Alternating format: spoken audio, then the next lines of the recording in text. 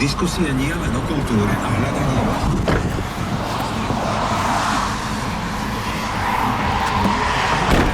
Atraktívneho divadla 2016. Tradícia, kvalita, pravda a láska. Víkend Atraktívneho divadla 2016. To je aj Pražské divadlo na Zábradlí, Gunagu, Michal Havran, Zuzana Piusík, David Koller či Michal Kaščák.